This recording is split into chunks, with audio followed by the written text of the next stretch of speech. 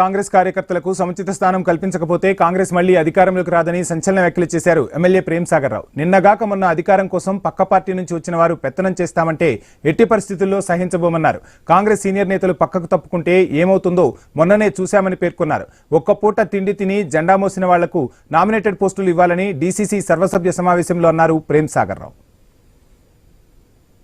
ఇలా వచ్చి కొత్తగా వచ్చిన వాళ్ళు, ఎలక్షన్ ముందు వచ్చిన వాళ్ళు, ఎలక్షన్ తర్వాత వచ్చిన వాళ్ళు వచ్చి వేదికల మీద కూర్చొని వీళ్ళ మీద పెత్తనం చేస్తే కాంగ్రెస్ పార్టీ బతకదు. మీరు గుర్తుపెట్టుకోండి, ఇప్పుడు వచ్చిన వాళ్ళు ఎవరైనా కూడా వాళ్ళు పార్టీ మీద ప్రేమతోడో లేకపోతే పార్టీకి పనిచేద్దాం రాలే.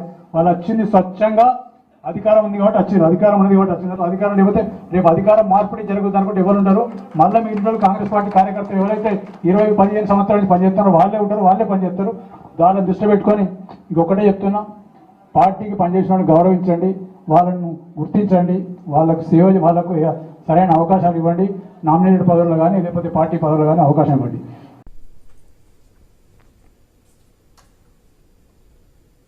కరుడుగట్టిన కాంగ్రెస్ కార్యకర్తలకు సముచిత స్థానం కల్పించకపోతే కాంగ్రెస్ మళ్లీ అధికారంలోకి రాదని సంచలన వ్యాఖ్యలు చేశారు ఎమ్మెల్యే ప్రేమ్ సాగర్ రావు. నిన్నగాక మొన్న అధికారం కోసం పక్క పార్టీ నుంచి వచ్చిన వారు పెత్తనం చేస్తామంటే సహించబోమన్నారు. ఇక ప్రేమ్ సాగర్ రావు వ్యాఖ్యలకు సంబంధించి ఫుల్ డీటెయిల్స్ మా ప్రతినిధి శ్రీనివాస్ అందిస్తారు. శ్రీనివాస్,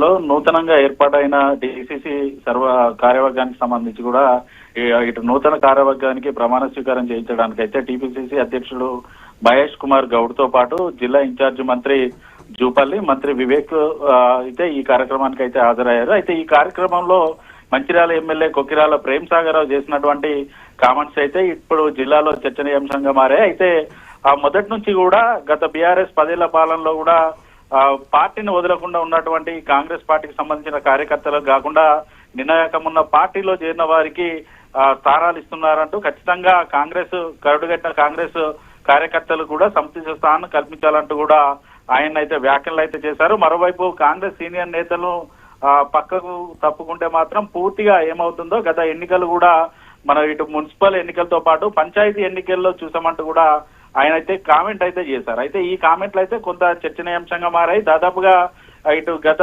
బీఆర్ఎస్ 10 ఏళ్ల పాలనలో కూడా కాంగ్రెస్ పార్టీని పూర్తి స్థాయిగా ఉమ్మడి ఆదిలాబాద్ జిల్లాలో ముందుండి నడిపిన వ్యక్తి అయితే ఎమ్మెల్యే ప్రేమ్ సాగర్ రావు. అయితే మొదటి నుంచి కూడా ఆయనకు మంత్రి పదవి వస్తుందని ఆశించినప్పటికీ కూడా ఉమ్మడి ఆదిలాబాద్ జిల్లాకు సంబంధించి కూడా మంత్రి వివేక్ కి ఇటు రేవంత్ కేబినెట్ లో బెర్త్ అయితే దక్కింది.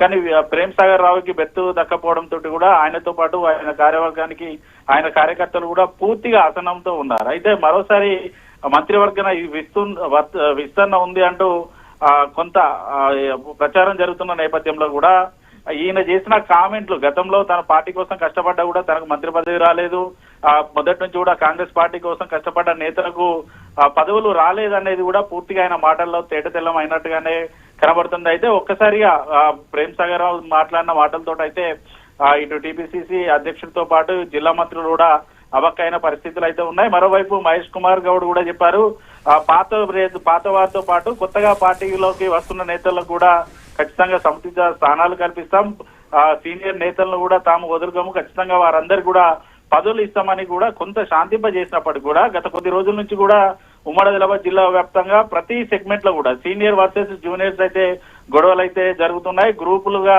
విడిపోయారు. ఎక్కడికక్కడ కూడా ఈ గ్రూప్ వారు కూడా తారాస్థాయికి అయితే చేరిన పరిస్థితులు అయితే ఉన్నాయి. మరి ఎమ్మెల్యే ప్రేమ్ సాగర్ వ్యాఖ్యలతోటి మరి అధిష్టానం ఎటువంటి చర్యలు తీసుకుంటుంది, మరి ఆయనతో పాటు సీనియర్ నేతలకు రానున్న పదవుల పంపకాలలో ఏమన్నా సముచిత స్థానాలు కల్పిస్తారా లేదా అని చూడాల్సి ఉంది. Vamshi, thank you Srinivas.